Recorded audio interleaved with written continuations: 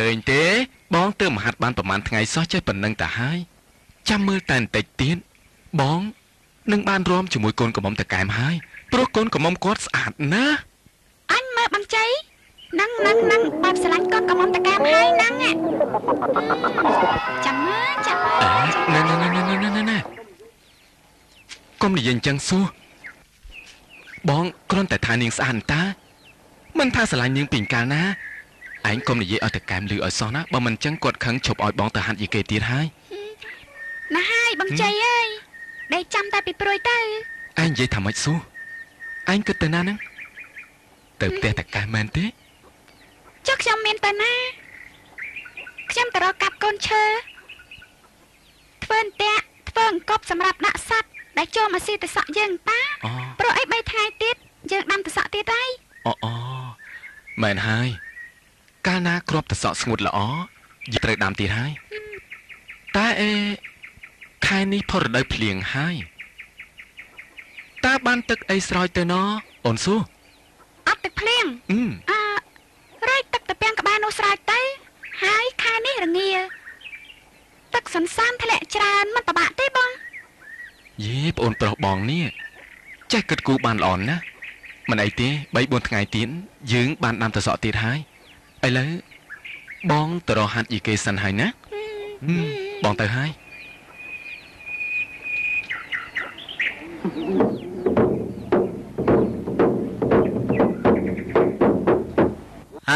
បានហើយទាំងអស់គ្នាសម្រាប់សិនទៅមកសម្រាប់ទៅបើតាមពិនិត្យមើលឃើញទៅក្រុមយីគេរបស់យើងនេះអាចនឹងសម្ដែងជូនអ្នកស្រុកមើលបានហើយមែនទេលោកបងពិតជាអញ្ចឹងមែនហើយណែប៉ុន្តែតាសូមផ្ដាំ3យ៉ាងដែលជារឿងសំខាន់សម្រាប់អ្នកសិល្បករសិល្បករនីយើងនេះតាមានរឿងទៅលោកគ្រូតាំងពីពួកយើងហាត់មកមិនដែលមានអ្នកណាមានរឿងអីទេគឺល្អល្អើនឹងគ្នាល្អណាស់រឿងនេះមិនមែនជារឿងឆ្លោះប្រកែកគ្នានោះទេតែវាជាជំងឺរ៉ាំរ៉ៃប្រចាំក្រុមសិល្បៈទោះជាក្រុមសិល្បៈណាក៏ដោយបើជិះមិនរួចពីជំងឺទាំង3នេះទេក្រុមសិល្បៈនោះមិនអាចរីកចម្រើនថិតថេរទៅមុខបានយូរឡើយទាំងអស់គ្នាត្រូវចាំណាតើលោកគ្រូអាចប្រាប់ឈ្មោះជំងឺទាំង3នោះឲ្យពួកយើងដឹងផងបានទេលោកគ្រូដើម្បីងាយស្រួលនឹងពួកយើងជៀសវាងជំងឺទី1គ្មានអ្វីក្រៅពីជំងឺស៊ីជូឬជំងឺតួឯកនោះឡើយតួសម្ដែងណាក៏ដោយកាលបើឡើងអំនួតថាមានតែអញល្អជាងគេក្រាន់ជាងគេបំភ្លេចឬក៏មើងងាយតួនាទីអ្នកសម្ដែងដទៃទៀតនោះតួសម្ដែងនោះមុខជឿរលាយឆាប់ហើយបាទឯជំងឺទី2វិញនោះគឺជំងឺលៀបសក្ការៈឬជំងឺចែកលៀបគ្នាមិនស្មើ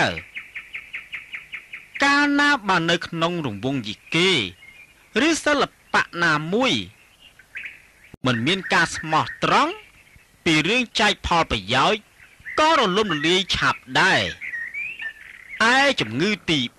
3ជាជំងឺសំខាន់បំផុតគឺជំងឺស្នេហាកាលណានៅក្នុងក្រុមសិល្បៈណាមួយមានផ្ទុះរឿងស្នេហានៅក្នុងនោះក៏រលាយឆាប់ដែរណាយកបលលបងចំជាល្អប្រសើរណាស់តែខ្ញុំជឿថានៅក្នុងក្រុមសិល្បៈរបស់យើងនេះប្រកាសជាគ្មានជំងឺទាំង3នេះកើតឡើងឡើយមែនទេត្រូវហើយតែបងគ្រាន់តែបំភ្លឺឲ្យអ្នកទាំងអស់គ្នាដឹងតែប៉ុណ្្នឹងទេបាទលោកគ្រូក្មេងខ្មាំងនាំគ្នាហាត់តទៀតទៅ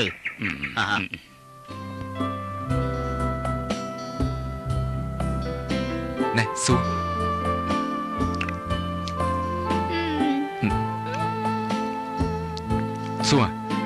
តើសក់យើងរឹតតែផ្អែមឆ្ងាញ់ជាងមុនទៀតបងគិតថាបេះមួយសំពីយកទៅឲ្យក្រុមយីគេឆេះឲ្យឆ្ងាញ់មុនម្ដងព្រោះ3ថ្ងៃទៀតលោកគ្រូគំនិងលោកគ្រូកែមថានឹងសម្ដែងសាកល្បងឲ្យអ្នកស្រុកមើលខ្ញុំក៏គិតចឹងដែរបង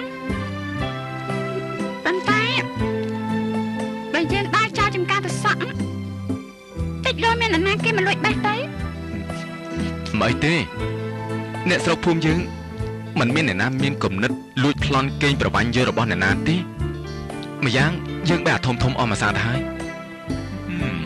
បានទៅសក់ផ្អែមឆ្ងាញ់យ៉ាងនេះនាំគ្នាបេះយកទៅលក់នៅផ្សារទៅមកជាដាច់ស្លាប់ហើយបានទាំងប្រាក់ចាយលុយទៀតផងឯងបេះយកមកឲ្យគេទៅទីបែបនេះខាតណាស់ ខ្ញុំមិនចេះលក់ទេយកមកចែកគ្នាឆេងអញ្ចឹងទៅមានតែទោះខុសអី បើមិនចេះលក់ចាំខ្ញុំជួយលក់ឲ្យមានទៅពិបាកអីគ្រាន់តែដាក់កញ្ជើយកទៅផ្សារមកជាដាច់ប្រងព្រាតហើយបើគេដឹងថាឆ្ងាញ់នោះអញ្ចឹងក៏បានដែរតែចាំអត់10ថ្ងៃទៀតសិនចាំមកក្តាប់ពីធំតែឥឡូវនេះខ្ញុំចង់ឃើញបងជ័យលេងយីគេជាមួយបងយ៉ាតដល់ហើយកុំតែបានឃើញទេអូនកុំភ័យ ណែពួកឯងណាគួរតែប្រុងប្រយ័ត្ន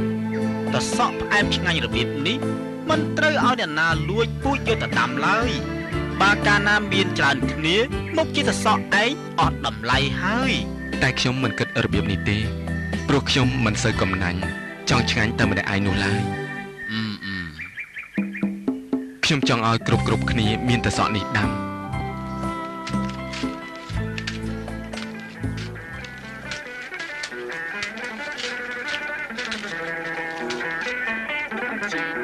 បងនៅតែមកពីណាថ្ងៃនេះឲ្យយកអាឡឹកទៅលក់នៅផ្សារទេអី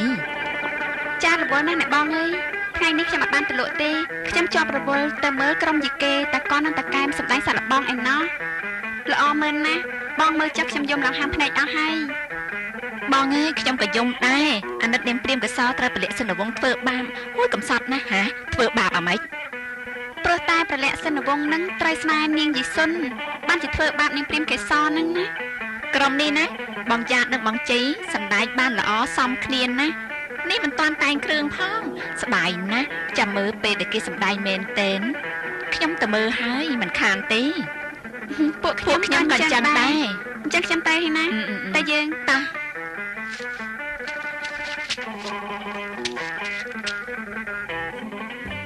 យ៉ាងមិនហើយបងជីប្រូចិត្តហើយនៅប្រូចិត្តមិនបានទេ ព្រោះពលិសិនវងត្រូវស្នេហ៍នាងយីសុនហើយមិនងាយដូចចិត្តទេមិនមែនរឿងហាត់យីគេនឹងទេគឺរឿងដែលខ្ញុំជួយយកទៅសក់ទៅលក់ឯផ្សារនោះណាអូរឿងនឹងទេហ៎អត់បដូរទេចាំ3ថ្ងៃទៀតទៅចំការជួយបេះទៅសក់ខ្ញុំហើយនឹងទៅផ្សារលក់ទាំងអស់គ្នា ណ៎អេពួកឯងទៅពីរនេះមានគេសរសើរថាសម្ដែងសមគ្នាណាស់នេះគ្រាន់តែសម្ដែងសាកលបងផងគេសរសើរប៉ុណ្ណឹងទៅហើយបាទណែខំប្រឹងណាថ្ងៃក្រោយយើងសម្ដែងក្នុងពិធីបុណ្យយកកម្រៃឲ្យចែកគ្នាហើយណាខំប្រឹងណាខ្ញុំដឹងហើយអេតួឯងទាំងពីរឯងនាំគ្នាទៅជែកពីរឿងស្អីហ្នឹងហ៎អូខ្ញុំណាត់យ៉ាត3ថ្ងៃទៀតឲ្យទៅជួយបេះទៅសក់ទៅលក់នៅឯផ្សារព្រោះតសក់ផ្អែមខ្ញុំដល់ពេលបេះទៀតហើយអូអញ្ចឹងទេ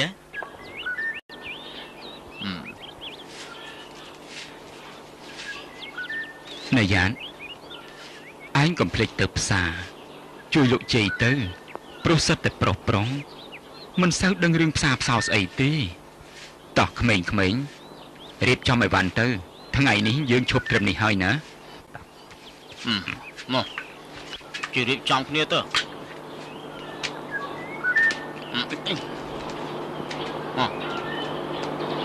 ណែត្រួយបាទ